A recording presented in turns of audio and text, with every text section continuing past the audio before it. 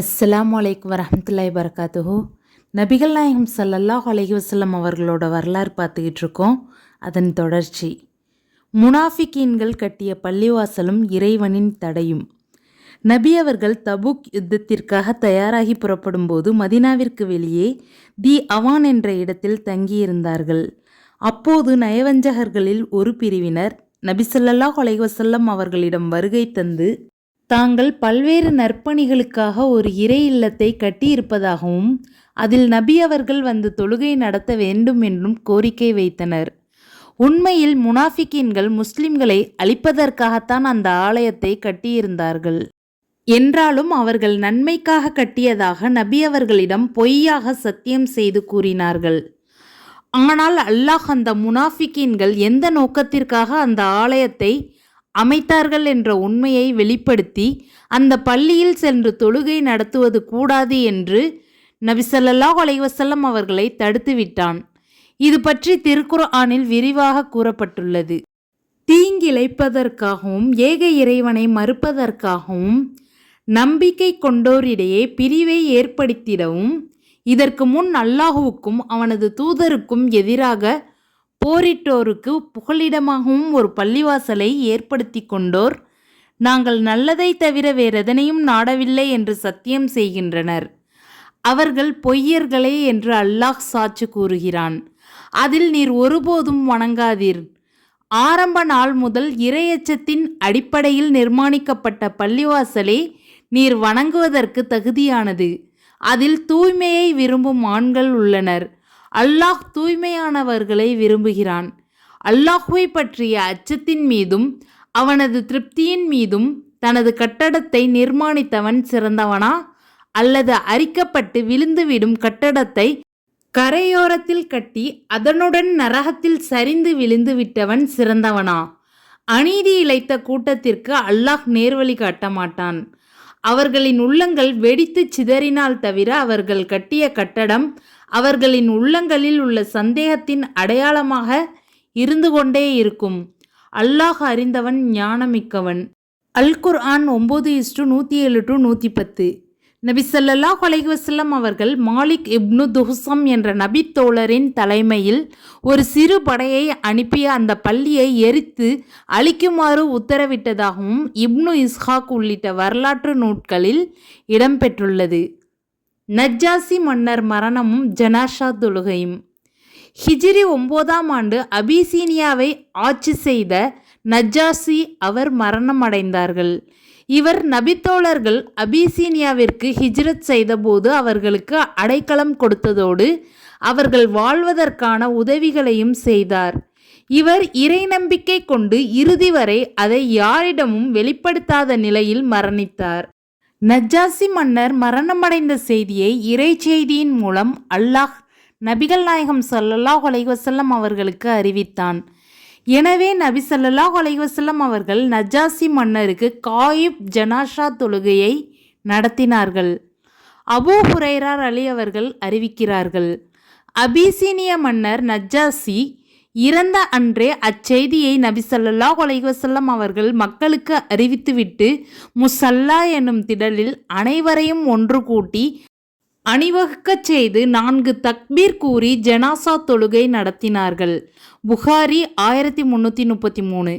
ஜாபிர் அலி அவர்கள் அறிவிக்கிறார்கள், நபி ஸல்லல்லாஹு அலைஹி வஸல்லம் அவர்கள் அஸ்ஹமா எனும் நஜ்ஜாசி மன்னருக்கு 4 தக்பீர்கள் கூறி ஜனாஸா தொழுகை நடத்தினார்கள். புகாரி 1334. நயவஞ்சகர்களின் தலைவன் அப்துல்லாஹ் பின் உபை பின் சலூல் மரணம். முஸ்லிம்களுக்கும் நபி ஸல்லல்லாஹு அலைஹி வஸல்லம் அவர்களுக்கும் பல விதங்களிலும் தொல்லை மற்றும் துன்பங்களை அளித்து கொண்டிருந்த முனாஃபிகீன்களின் தலைவன் அப்துல்லாஹ் பின் உபை பின் சலூல் ஹிஜ்ரி 8ஆம் ஆண்டின் இறுதியில் நோய்வாய்ப்பட்டு மரணித்தான். இவன் யூதர்களை பெரிதும் நேசிப்பவனாக இருந்தான். இந்த நேசம் இவனது மறுமை வாழ்விற்கு எந்தவித பயனையும் அளிக்கவில்லை. இவன் மரணிக்கும் போது காஃபீராகவே மரணித்தான். இவனுக்கு ஜனாஸா தொழுகை தொழுவித்த காரணத்திற்காக அல்லாஹ் நபி ஸல்லல்லாஹு அலைஹி வஸல்லம் அவர்களை திருமறையில் மிக கடுமையாக எச்சரிக்கை செய்தான். இவனது மரணம் தொடர்பாக புகாரியில் இடம்பெற்றுள்ள விரிவான சம்பவத்தை காண்போம். உமர் அலி அவர்கள் கூறியதாவது, நயவஞ்சகர்களின் தலைவன் அப்துல்லாஹ் பின் உபை பின் சலூல் மரணித்ததும் அவனுக்கு ஜனாசா தொழுவிப்பதற்காக நபி ஸல்லல்லாஹு அலைஹி வஸல்லம் அவர்கள் அழைத்து வரப்பட்டார்கள். நபி ஸல்லல்லாஹு அலைஹி வஸல்லம் அவர்கள் தொழுவிக்க தயாரான போது நான் அவர்களிடம் சென்று, அல்லாஹ்வின் தூதரே, அப்துல்லாஹ் பின் உபைக்காக ஜனாசா தொழப்போகின்றீர்களா? அவன் இன்னின்ன நாட்களில் இன்னின்னவற்றை பேசியுள்ளான் என அவன் பேசியவற்றை நபி ஸல்லல்லாஹு அலைஹி வஸல்லம் அவர்களுக்கு எடுத்து கூறினேன். நபி ஸல்லல்லாஹு அலைஹி வஸல்லம் அவர்கள் புன்னகைத்தார்கள். பிறகு, உமரே, என்னை விட்டும் விலகி நில்லும் என கூறினார்கள். நான் மேலும் அதிகமாக வலியுறுத்தியதும் அவர்கள் எனக்கு தொழுவித்தல் தொழுவிக்காமல் இருத்தல் ஆகிய இரண்டில் எதையும் செயல்படுத்த அனுமதியுள்ளது. 70 தடவைகளுக்கும் அதிகமாக நான் பாவ மன்னிப்பு கோரினால் அவனுக்கு மன்னிப்பு கிடைக்கும் என்பதாக நான் அறிந்தால் அவ்வாறே நான் அதிகமாக பாவ மன்னிப்பு கோருவேன் என்று கூறினார்கள்.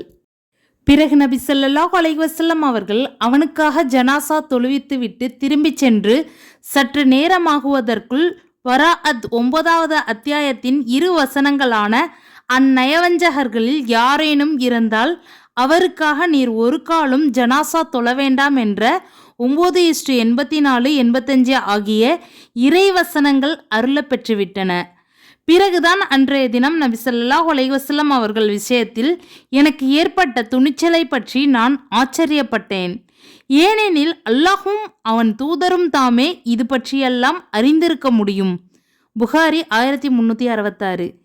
நயவஞ்சகர்களின் தலைவன் அப்துல்லாஹ் பின் உபையின் புதல்வர் அப்துல்லாஹ் நபி ஸல்லல்லாஹு அலைஹி வஸல்லம் அவர்களிடம், அல்லாஹ்வின் தூதரே, உங்கள் மேனியை தழுவியுள்ள இவ்வாடையை எனது தந்தைக்கு அணிவியுங்களேன் என்று கோரியிருந்தார். புகாரி 1350.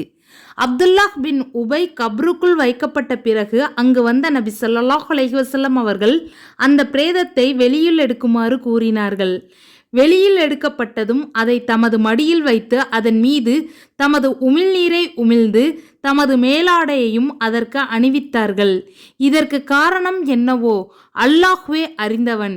இதனை ஜாபிர் அலி அவர்கள் அறிவிக்கிறார்கள். புகாரி 1350. அபூபக்கர் அலி அவர்களின் ஹஜ். ஹிஜ்ரி 9. தபூக் போரை அடுத்து ஹிஜ்ரி 9 நடைபெற்ற முக்கிய நிகழ்வு அபூபக்கர் அலி அவர்களின் ஹஜ் ஆகும். முஸ்லிம்களுக்கு ஹஜ்ஜின் கிரியைகளை கற்றுத்தரும் வகையில் நபி ஸல்லல்லாஹு அலைஹி வஸல்லம் அவர்கள் அபூபக்கர் அலி அவர்களை ஹஜ்ஜுக்காக மக்கா அனுப்பினார்கள். அதன் பிறகு இணை வைப்பாளர்களுடனான ஒப்பந்தத்தை முறித்து கொள்ளும்படி இறைவன் வசனம் அருளவே அதை தெரிவிக்க மதினாவிலிருந்து அலி இப்னு அபு தாலிபை நபி ஸல்லல்லாஹு அலைஹி வஸல்லம் மக்கா அனுப்பி வைத்தார்கள். புறப்பட்ட அலி அர்ஜ் என்ற இடத்தில் அபூபக்கரை சந்திக்கிறார்கள். தாங்கள் தலைவராக வந்தீர்களா அல்லது தூதுவராக வந்தீர்களா என்று அபூபக்கர் அலி கேட்க, அதற்கு நான் தூதுவராகவே வந்துள்ளேன் என்று அலி கூறினார்கள். பிறகு இருவரும் ஒன்றாக மக்கா சென்றனர். அபூபக்கர் அலி மக்களுக்கு ஹஜ் கடமைகளை நிறைவேற்றி தந்தார்கள். ஹஜ் பிறை 10 ஜம்ரா அருகில் நின்று கொண்டு மக்களுக்கு நபி ஸல்லல்லாஹு அலைஹி வஸல்லம் கூறியவற்றை சொன்னார்கள்.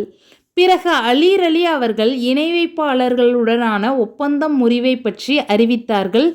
திர்மிதி 2934. அபூபக்கர் அலி அவர்கள் தலைமையில் ஹஜ்ஜத்துல் வதாவிற்கு முந்தைய ஆண்டு நடந்த அந்த ஹஜ்ஜின் போது, இந்த ஆண்டிற்கு பிறகு இணை வைப்பவர் எவரும் ஹஜ் செய்ய வரக்கூடாது, நிர்வாணமானவர் எவரும் இறையல்லம் கஅபாவை சுற்றி தவாப் வரக்கூடாது என்று மினாவில் பொது அறிவிப்பு செய்யும்படி சிலரை அனுப்பி வைத்தார்கள். அவர்களுடன் என்னையும் அனுப்பினார்கள்.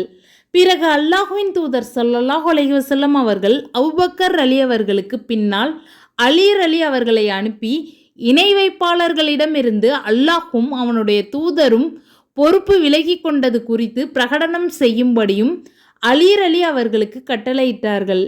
அவ்வாறே எங்களுடன் அலி அவர்களும் நஹ்ருடைய துல்ஹஜ் 10ஆம் நாளில் மினாவாசிகளிடையே இணை வைப்போரிடமிருந்து அல்லாஹும் அவனுடைய தூதரும் பொறுப்பு விலகி கொண்டது குறித்தும், இந்த ஆண்டுக்கு பிறகு இணை வைப்பாளர் எவரும் ஹஜ் செய்ய மாட்டார் என்றும், இறையில்லம் கஅபாவை நிர்வாணமானவர் எவரும் சுற்றி தவாப் வரக்கூடாது என்றும் அறிவிப்பு செய்தார்கள். புகாரி 369. அல்லாஹ் அக்பர். சிலை வழிபாடுக்கு அழிவு காலம் வந்துவிட்டது, இனி இஸ்லாமே ஆளும் என்பதை அறிவிக்கும் விதத்தில் அபூபக்கர் அலி அவர்களின் ஹஜ் வரலாற்றில் முக்கியத்துவம் பெறுகிறது. நபி ஸல்லல்லாஹு அலைஹி வஸல்லம் அவர்கள் மனைவிமார்களை 1 மாதம் ஈலாஉ செய்தல். இது ஹிஜ்ரி 9ஆம் ஆண்டு நடைபெற்ற நிகழ்வாகும். ஈலாஉ என்பது 1 மாத காலம் மனைவிமார்களை நெருங்க மாட்டேன் என்று சத்தியம் செய்வதாகும். நபி ஸல்லல்லாஹு அலைஹி வஸல்லம் அவர்களுக்கும் அவர்களுடைய மனைவிமார்களுக்கும் மத்தியில் ஏற்பட்ட பிரச்சனை காரணமாக நபி ஸல்லல்லாஹு அலைஹி வஸல்லம் அவர்கள் 1 மாத காலம் தமது மனைவிமார்களை நெருங்க மாட்டேன் என்று சத்தியம் செய்து பிரிந்திருந்தார்கள். நபி அவர்கள் எதற்காக 1 மாத காலம் தமது மனைவிமார்களை பிரிந்திருந்தார்கள் என்பதற்கான காரணத்தை காண்போம். ஆயிஷா அலி அவர்கள் கூறியதாவது: நபி ஸல்லல்லாஹு அலைஹி வஸல்லம் அவர்கள் தம் துணைவியார் ஜைனப் பின் ஜஹ்ஷ் அலி அவர்களிடம் அவர்களது அறையில் அதிக நேரம் தங்கியிருந்து தேன் சாப்பிடுவது வழக்கம். ஆகவே இது பிடிக்காமல் நபி அவர்களுடைய துணைவியாரான நானும் ஹப்சாவும் எங்களுக்குள் நபி ஸல்லல்லாஹு அலைஹி வஸல்லம் அவர்கள் ஜைனபின் அறைக்கு சென்றுவிட்டு நம்மில் யாரிடம் முதலில் வந்தாலும் தங்களிடமிருந்து கருவேலம் பிசினின் துர்வாடை வருகிறதே, பிசின் சாப்பிட்டீர்களா என்று கூறிட வேண்டும் என்று கூடி பேசி முடிவு செய்து கொண்டோம். எங்களில் ஒருவரிடம் நபி ஸல்லல்லாஹு அலைஹி வஸல்லம் அவர்கள் வந்தபோது முன்பு பேசி வைத்திருந்தபடி கூறினோம். அதற்கு அல்லாஹ்வின் தூதர் ஸல்லல்லாஹு அலைஹி வஸல்லம் அவர்கள் அப்படியெல்லாம் ஒரு குறையும் நடந்திடவில்லை. ஜைனப் பின் ஜஹ்ஸிடம் அவரது அறையில் தேன் அருந்தினேன், அவ்வளவுதான். சத்தியமாக இனிமேல் ஒருபோதும் இவ்வாறு செய்ய மாட்டேன் என்று கூறினார்கள். நபியே, உமக்கு அல்லாஹ் அனுமதித்ததை உமது மனைவியரின் திருப்தியை நாடி ஏன் விலக்கிக் கொள்கிறீர்? அல்லாஹ் மன்னிப்பவன், நிகரற்ற அன்புடையோன். உங்கள் சத்தியங்களுக்குரிய பரிகாரத்தை அல்லாஹ் ஏற்படுத்தியுள்ளான். அல்லாஹ்வே உங்கள் அதிபதி, அவன் அறிந்தவன், ஞானமுடையோன். இந்த நபி தமது மனைவியரில் ஒருவரிடம் ஒரு செய்தியை இரகசியமாக கூறியபோது அம்மனைவி அச்செய்தியை மற்றொருவரிடம் கூற அதை அல்லாஹ் நபிக்கு வெளிப்படுத்தி காட்டினான். அப்போது அதில் சிலவற்றை அம்மனைவியிடம் நபி எடுத்துக்காட்டி சிலவற்றை எடுத்து காட்டாது விட்டார். அவர் அதை அறிவித்தபோது, இதை உங்களுக்கு அறிவித்தவர் யார் என மனைவி கேட்டார். அதற்கு அறிந்தவனும் நன்கறிந்தவனும் ஆகிய இறைவன் எனக்கு அறிவித்து கொடுத்தான் என நபி விடையளித்தார். நபியின் மனைவியரான நீங்கள் இருவரும் அல்லாஹ்விடம் பாவமன்னிப்பு தேடினால் அதுவே நல்லது. உங்கள் இருவரின் உள்ளங்கள் தடம் மாறி இருந்தன. அவருக்கு எதிராக நீங்கள் இருவரும் ஒருவருக்கொருவர் உதவி கொண்டால் அல்லாஹ்வே அவரது உதவியாளன். ஜிப்ரீலும் நம்பிக்கை கொண்டோரில் நல்லோரும் வானவர்களும் அதன் பின் இவருக்கு உதவுபவர்கள். 66:1-4 வசனங்களை அல்லாஹ் அருளினான். இந்த 66:4 வசனத்தில் குறிப்பிடப்பட்டுள்ள நீங்கள் இருவரும் என்பது ஆயிஷா அலி அவர்களையும் ஹப்சார் அலி அவர்களையுமே குறிக்கிறது. 66:3 வசனத்தில் நபி தம் துணைவியரில் ஒருவரிடம் ஒரு விஷயத்தை இரகசியமாக சொல்லியிருந்தார் என்பது இல்லை. நான் தேன்தான் அருந்தினேன், சத்தியமாக இனி நான் அதனை அருந்த மாட்டேன். இது குறித்து யாரிடமும் சொல்லிவிடாதே என்று நபி ஸல்லல்லாஹு அலைஹி வஸல்லம் அவர்கள் ஆயிஷாவிடம் குறிப்பிட்டதையே குறிக்கின்றது. புகாரி 5267. மேற்கண்ட சம்பவத்தின் காரணமாக நபி ஸல்லல்லாஹு அலைஹி வஸல்லம் அவர்கள் தம்முடைய மனைவிமார்களை 1 மாத காலம் பிரிந்து விடுவதாக சத்தியம் செய்தார்கள். இது நபி அவர்கள் தமது மனைவிமார்களை விவகாரத்து செய்துவிட்டார்கள் என்பது போன்று மக்களிடம் பரவியது. இப்னு அப்பாஸ் அலி அவர்கள் அறிவிக்கிறார்கள், ஒரு நாள் காலை நபி ஸல்லல்லாஹு அலைஹி வஸல்லம் அவர்களுடைய துணைவியர் அழுது கொண்டிருந்தனர். அவர்கள் ஒவ்வொருவருக்கும் அருகில் அவரவர் குடும்பத்தினரும் இருந்தனர். நான் மஸ்ஜிதுன் நபவி பள்ளிவாசலுக்கு புறப்பட்டு சென்றேன். பள்ளிவாசல் மக்களால் நிரம்பி இருந்தது. அப்போது உமர் பின் கத்தாப் அலி அவர்கள் வந்து நபி ஸல்லல்லாஹு அலைஹி வஸல்லம் அவர்கள் தங்கியிருந்த மாடியறைக்கு ஏறி சென்றார்கள். நபி ஸல்லல்லாஹு அலைஹி வஸல்லம் அவர்களுக்கென சலாம் முகமன் சொன்னார்கள். ஆனால் யாரும் உமருக்கு பதில் சலாம் சொல்லவில்லை. மீண்டும் சலாம் சொன்னார்கள். அப்போதும் அவர்களுக்கு யாரும் பதில் சலாம் சொல்லவில்லை. பிறகும் 3ஆம் முறையாக சலாம் சொன்னார்கள். அப்போதும் யாரும் உமர் அலி அவர்களுக்கு பதில் சலாம் சொல்லவில்லை. அப்போது உமர் அலி அவர்களை நபி ஸல்லல்லாஹு அலைஹி வஸல்லம் அவர்கள் அழைத்தார்கள். உமர் அலி அவர்கள் நபி ஸல்லல்லாஹு அலைஹி வஸல்லம் அவர்களிடம் சென்று தங்கள் துணைவியரை தாங்கள் விவாகரத்து செய்து விட்டீர்களா என்று கேட்டார்கள். அதற்கு நபி ஸல்லல்லாஹு அலைஹி வஸல்லம் அவர்கள் இல்லை, ஆனால் 1 மாத காலம் அவர்களை நெருங்க மாட்டேன் என சத்தியம் ஈலாஉ செய்துவிட்டேன் என்று பதிலளித்தார்கள். அங்கு நபி ஸல்லல்லாஹு அலைஹி வஸல்லம் அவர்கள் 29 நாட்கள் தங்கியிருந்துவிட்டு பிறகு தம் துணைவியரிடம் சென்றார்கள். புகாரி 5203. 29ஆம் நாள் காலையில் அல்லது மாலையில் துணைவியரிடம் நபி அவர்கள் சென்றபோது அவர்கள், அல்லாஹ்வின் தூதரே, அவர்களிடம் 1 மாதம் செல்ல மாட்டேன் என சத்தியம் செய்திருந்தீர்களே என்று கேட்கப்பட்டது. நபி ஸல்லல்லாஹு அலைஹி வஸல்லம் அவர்கள் மாதம் என்பது 29 நாட்களாகவும் இருக்கலாம் என்று பதிலளித்தார்கள். இதனை உம்மு சலமா அலி அறிவிக்கின்றார். புகாரி 5201. ஹஜ்ஜத்துல் விதா, இறுதி ஹஜ், ஹிஜ்ரி 10. இக்ரஹ், நீர் ஓதுவீராக என்று முஹம்மது நபி ஸல்லல்லாஹு அலைஹி வஸல்லம் அவர்களுக்கு ஒரு ரமலானில் தொடங்கி வைத்த ஜிப்ரீல் அலை அவர்கள் ஒவ்வொரு ரமலானிலும் அந்த குர்ஆனை முழுமையாக ஓதி காட்டி மறுபதிவு செய்து கொள்வார்கள். புகாரி 3554. ஹிஜ்ரி 10ஆம் ஆண்டு ரமலானில் திருக்குர்ஆனை இருமுறை மறுபதிவு செய்கின்றார்கள். புகாரி 4998. அதாவது அல்லாஹ்வின் தூதர் ஸல்லல்லாஹு அலைஹி வஸல்லம் அவர்களின் வாழ்நாட்கள் எண்ணப்பட துவங்கிவிட்டது என்பதற்கு இது ஓர் அறிகுறியானது. இதுவரை அல்லாஹ்வின் தூதர் ஸல்லல்லாஹு அலைஹி வஸல்லம் அவர்கள் வல்ல இறைவனால் கடமையாக்கப்பட்ட அனைத்து வணக்கங்களிலும் வழிகாட்டி விட்டிருந்தார்கள். எஞ்சி இருந்தது ஹஜ் என்ற இறுதி கடமை மட்டுமே. அல்லாஹ்வின் தூதர் ஸல்லல்லாஹு அலைஹி வஸல்லம் அவர்கள் மதீனாவில் 9 ஆண்டுகள் ஹஜ் செய்யாது தங்கியிருந்தனர். பிறகு 10ஆம் ஆண்டில் இந்த ஆண்டு அல்லாஹ்வின் தூதர் ஸல்லல்லாஹு அலைஹி வஸல்லம் அவர்கள் ஹஜ்ஜை நிறைவேற்ற செல்கின்றார்கள் என்று மக்களிடம் அறிவிக்கச் செய்தார்கள். உடனே அதிகமான மக்கள் மதீனாவிற்கு வந்தனர். வாகனத்திலோ அல்லது நடந்தோ வர சக்தி பெற்ற எவரும் மதீனா வர தவறவில்லை. அல்லாஹ்வின் தூதர் ஸல்லல்லாஹு அலைஹி வஸல்லம் அவர்களுடன் செல்ல வேண்டும் என்பதற்காக மக்கள் மதீனா வந்தடைந்தனர். அவர்கள் அனைவரும் அல்லாஹ்வின் தூதர் ஸல்லல்லாஹு அலைஹி வஸல்லம் அவர்களை பின்பற்றி அவர்கள் ஹஜ் செய்வது போல் தாங்களும் ஹஜ் செய்ய வேண்டும் என்று நாடிய வண்ணம் இருந்தனர். மதீனாவாசிகளின் இஹ்ராம் எல்லை துல் ஹுலைஃபா என்றும், ஷாம் வாசிகளின் இஹ்ராம் எல்லை ஜுஹஃபா என்றும், ஈராக் வாசிகளின் இஹ்ராம் எல்லை தாது இர்க் என்றும், நஜ்த் வாசிகளின் இஹ்ராம் எல்லை கர்ன் என்றும், யமன் வாசிகளின் இஹ்ராம் எல்லை யலம்லம் என்றும் நபி ஸல்லல்லாஹு அலைஹி வஸல்லம் அவர்கள் இஹ்ராம் கட்டும் எல்லைகள் பற்றி குறிப்பிட்டார்கள். அல்லாஹ்வின் தூதர் ஸல்லல்லாஹு அலைஹி வஸல்லம் அவர்கள் துல்கஅதா 25 அல்லது 26 புறப்பட்டார்கள். அவர்கள் தம்முடன் பலிப்பிராணிகளை கொண்டு வந்தார்கள். நாங்களும் அவர்களுடன் புறப்பட்டோம். எங்களுடன் பெண்களும் குழந்தைகளும் இருந்தனர். நாங்கள் இஹ்ராம் கட்டும் எல்லையான துல் ஹுலைஃபாவை அடைந்தபோது அபூபக்கர் அலி அவர்களின் மனைவியான அஸ்மா பின்த் உமைஸ் அவர்கள் முஹம்மது பின் அபூபக்கர் என்ற குழந்தையை பெற்றார்கள். நான் என்ன செய்ய வேண்டும் என்று அல்லாஹ்வின் தூதர் ஸல்லல்லாஹு அலைஹி வஸல்லம் அவர்களிடம் அஸ்மா பின்த் உமைஸ் கேட்டனுப்பினார்கள். நீ குளித்து விட்டு இரத்தத்தை உறிஞ்சுகின்ற துணியை இடுப்பில் கட்டிக்கொண்டு இஹ்ராம் கட்டிக்கொள் என்று நபி ஸல்லல்லாஹு அலைஹி வஸல்லம் அவர்கள் அவருக்கு பதிலளித்தார்கள். தல்பியா எதுவும் சொல்லாமல் மௌனமான நிலையில் பள்ளியில் அல்லாஹ்வின் தூதர் ஸல்லல்லாஹு அலைஹி வஸல்லம் அவர்கள் தொழுதார்கள். இஹ்ராம் அணிதல். பிறகு கஸ்வா என்ற தமது ஒட்டகத்தின் மீது ஏறினார்கள்.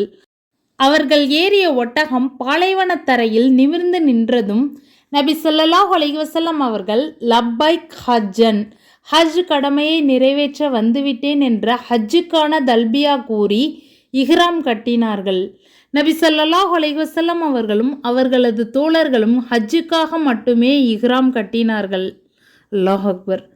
அப்போது நபி ஸல்லல்லாஹு அலைஹி வஸல்லம் அவர்களுக்கு முன்னால் என் கண்ணுக்கு எட்டிய தூரம் வரை மக்கள் வாகனத்தில் அமர்ந்தும் நடந்தும் வருவதை நான் ஜாபிர் கண்டேன்.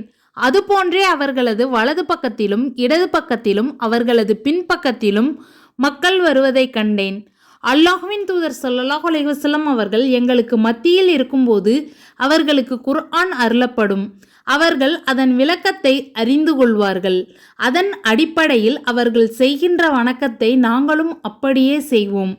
லப்பைக் அல்லாஹும்ம லப்பைக், லப்பைக் லா ஷரீக லக லப்பைக் இன்னல் ஹம்த வ நிஅமத லகவல் முல்க் லா ஷரீக லக் என்ற அல்லாஹ்வை ஒருமைப்படுத்தும் தல்பியாவை நபி ஸல்லல்லாஹு அலைஹி வஸல்லம் அவர்கள் இஹ்ராமின் போது சொன்னார்கள்.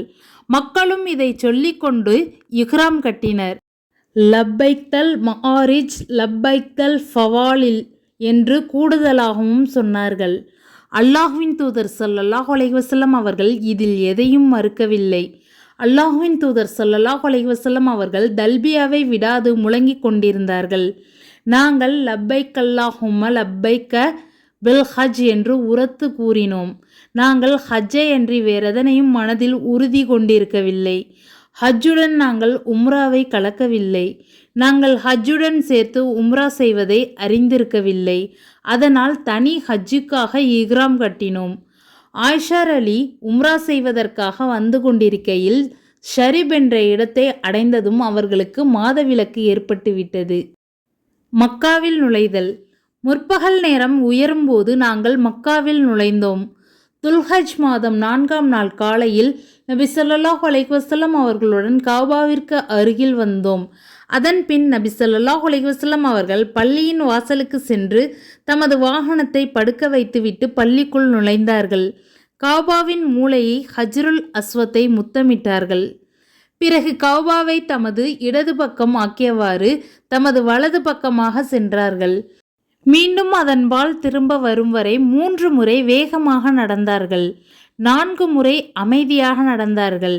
பிறகு மக்காம் இப்ராஹீமை நோக்கி சென்று வத்தஹீது மின் மக்காமி இப்ராஹீம முசல்லா என்று மக்களுக்கு கேட்கச் செய்யும் விதமாக தமது குரலை உயர்த்தி கூறினார்கள். தமக்கும் காபாவிற்கும் இடையில் மக்காம் இப்ராஹீமை ஆக்கிய வண்ணம் 2 ரக்காயத்துகள் தொழுதார்கள். அவ்விரு ரக்காயத்துகளிலும் குல் யா ஐயுஹல் காஃபிரூன் மற்றும் குல்ஹுவல்லாஹு அஹத் ஆகிய அத்தியாயங்களை ஓதினார்கள். பிறகு ஜம்ஜமை நோக்கி சென்று அதிலிருந்து குடித்தார்கள்.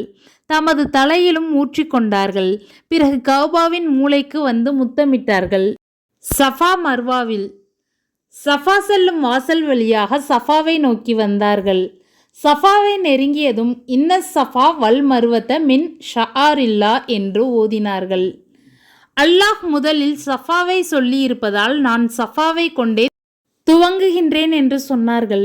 அதன்படி சஃபாவிலிருந்து தமது ஓட்டத்தை துவங்கும் விதமாக அதன் மீது ஏறி கௌபாவை பார்த்தார்கள்.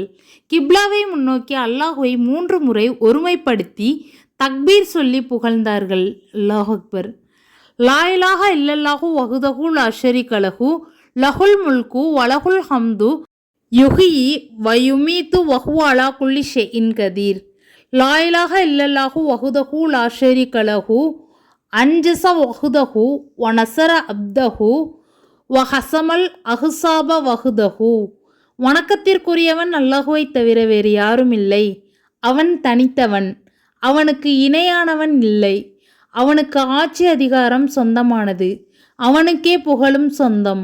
அவனே உயிர்ப்பிக்கின்றான். அவனே மரணிக்கச் செய்கின்றான். அவன் அனைத்திலும் ஆற்றல் பெற்றவன். வணக்கத்திற்குரியவன் அல்லாஹுவை தவிர வேறு யாரும் இல்லை. அவன் தனித்தவன். அவனுக்கு இணையானவன் இல்லை. அவன் தன் வாக்குறுதியை நிறைவேற்றி கொடுத்தான். அவன் தன் அடியாருக்கு உதவி செய்தான். எதிரிகளின் படைகளை அவனே தோற்கடித்தான் என்று சொன்னார்கள். பிறகு இதற்கிடையே அவர்கள் துவாவும் செய்தார்கள். அவர்கள் இவ்வாறு 3 தடவை சொன்னார்கள். பிறகு இறங்கி மர்வாவை நோக்கி நடக்கலானார்கள். அவர்கள் இறங்கி பத்னுல் வாதியில் கால் வைத்தவுடன் ஓடலானார்கள். அவர்கள் மர்வாவில் கால் வைத்து ஏற துவங்கி மர்வாவை அடையும் வரை நடக்கலானார்கள். இறுதியாக மர்வாவுக்கு வந்து அதன் மீது ஏறி கௌபாவை பார்த்தார்கள். சஃபாவில் செய்தது போன்றே மர்வாவிலும் செய்தார்கள். மாற்றல் உத்தரவு. மர்வாவில் 7வதாக அமைந்த அவர்களது கடைசி ஷஇ முடிவுற்றதும், மக்களே, இப்போது நான் அறிந்து கொண்ட ஹஜ்ஜுடன் சேர்த்து உம்ராவும் செய்வது கூடும் என்ற விபரத்தை முற்கூட்டியே அறிந்திருந்தால் நான் பலிப்பொருட்களை கொண்டு வராமல் இருந்திருப்பேன். ஹஜ்ஜுக்கு பதிலாக அதை உம்ராவாக ஆக்கியிருப்பேன். எனவே உங்களில் பலிப்பிராணிகளை கொண்டு வராதவர் இஹ்ராமை களைந்துவிட்டு இதை உம்ராவாக ஆக்கிக் கொள்வாராக என்று நபி ஸல்லல்லாஹு அலைஹி வஸல்லம் அவர்கள் கூறினார்கள். இன்னொரு அறிவிப்பின்படி நபி ஸல்லல்லாஹு அலைஹி வஸல்லம் அவர்கள், உங்கள் இஹ்ராமிலிருந்து விடுபடுங்கள், காபாவில் தவாப் செய்யுங்கள், சஃபா மர்வாவுக்கு இடையில் சஇ செய்யுங்கள், முடியை குறைத்து கொள்ளுங்கள், மக்காவில் இஹ்ராமிலிருந்து விடுபட்டவர்களாக தங்கிக் கொள்ளுங்கள், துல்ஹஜ் பிறை 8ஆம் நாள் அன்று ஹஜ்ஜுக்காக இஹ்ராம் அணிந்து கொள்ளுங்கள். இதற்கு முன்னர் செய்ததை முதலில் உம்ரா செய்து இஹ்ராமை களைந்துவிட்டு மீண்டும் ஹஜ்ஜுக்காக இஹ்ராம் கட்டி ஹஜ் செய்யும் தமத்துஹ் வகை ஹஜ்ஜாக ஆக்கிக் கொள்ளுங்கள் என்று கூறினார்கள். இப்படி நபி ஸல்லல்லாஹு அலைஹி வஸல்லம் அவர்கள் சொன்னதும் மர்வாவின் அடியில் நின்று கொண்டிருந்த சுரக்கா பின் மாலிக் பின் ஜுஷ்அம் என்பார், அல்லாஹ்வின் தூதரே, எங்களது உம்ரா எங்களது இந்த முதலில் உம்ரா செய்து இஹ்ராமை களைந்துவிட்டு மீண்டும் ஹஜ்ஜுக்காக இஹ்ராம் கட்டி ஹஜ் செய்யும் தமத்துஹ் வகை ஹஜ் இந்த ஆண்டில் மட்டும்தான் கடமையா அல்லது இனி என்றைக்குமா என்று வினவினார். அதற்கு அல்லாஹ்வின் தூதர் ஸல்லல்லாஹு அலைஹி வஸல்லம் அவர்கள் இனி என்றைக்கும் தான் என்று காட்டும் விதமாக தமது கைவிரல்களை ஒன்றை இன்னொன்றோடு கோர்த்து காட்டினார்கள். மேலும் கியாமத் நாள் வரை ஹஜ்ஜில் உம்ரா நுழைந்து விட்டது. இந்த ஆண்டிற்கு மட்டுமல்ல, மாறாக என்றைக்கும் தான், இந்த ஆண்டிற்கு மட்டுமல்ல, மாறாக என்றைக்கும் தான் என்று 3 முறை கூறினார்கள். அல்லாஹ் அக்பர்.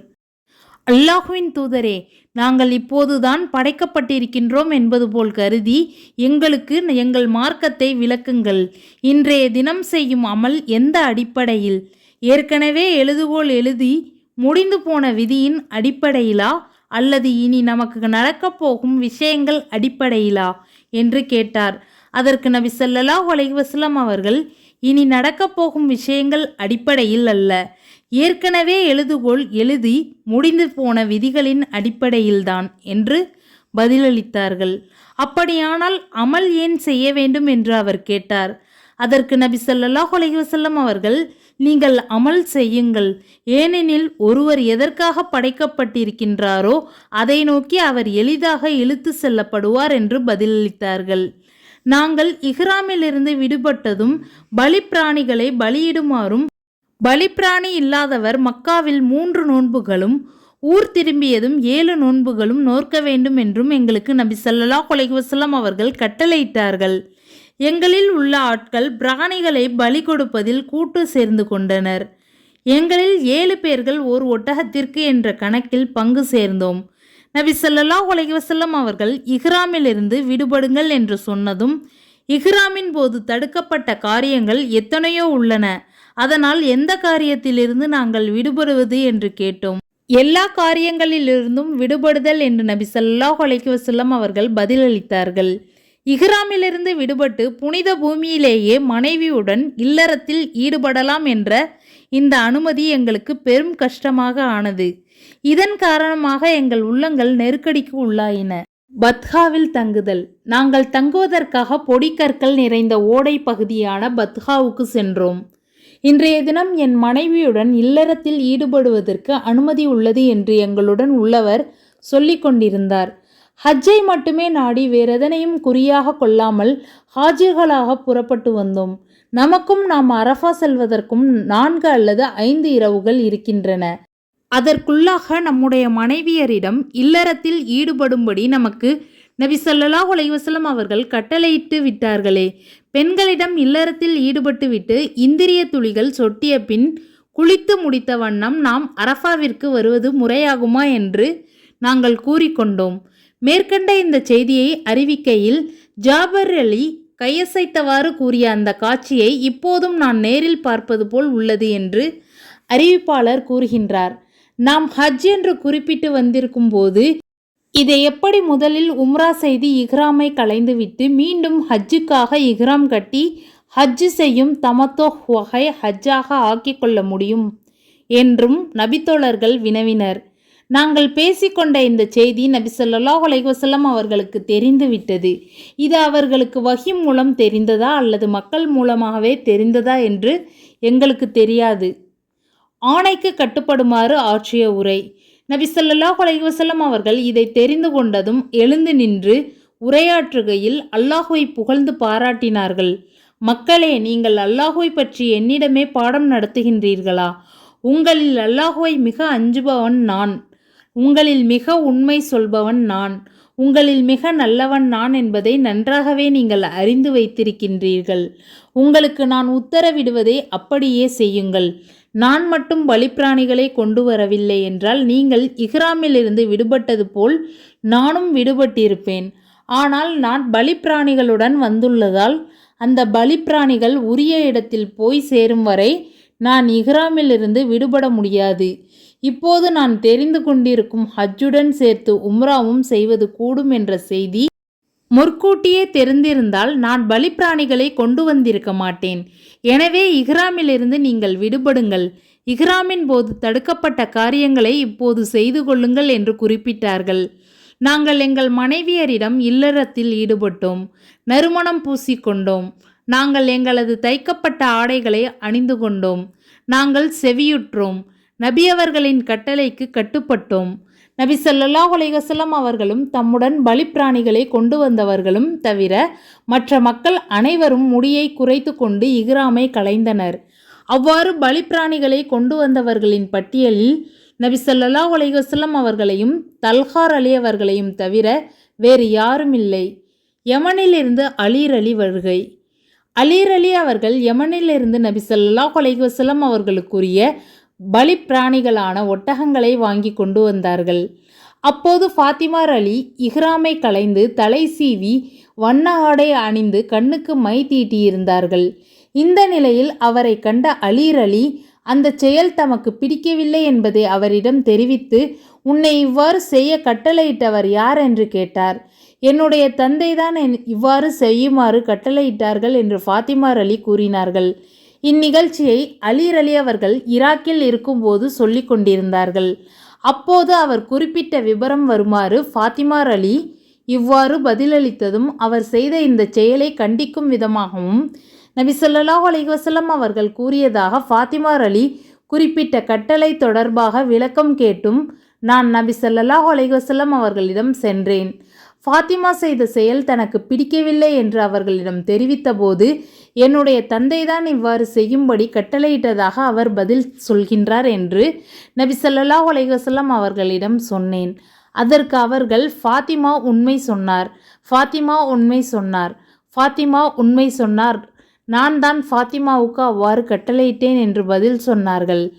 நீ ஹஜ்ஜுக்காக இஹ்ராம் அணியும் போது என்ன சொன்னாய் என்று அலீர் அலியிடம் விசாரித்தார்கள். அதற்கு அலீர் அலி அல்லாஹுவின் தூதர் ஸல்லல்லாஹு அலைஹி வஸல்லம் அவர்கள் ஹஜ் செய்தது மாதிரியே நானும் ஹஜ் செய்கின்றேன் என்று கூறினேன் என்று பதிலளித்தார். என்னுடன் பலிப்பிராணிகள் உள்ளன.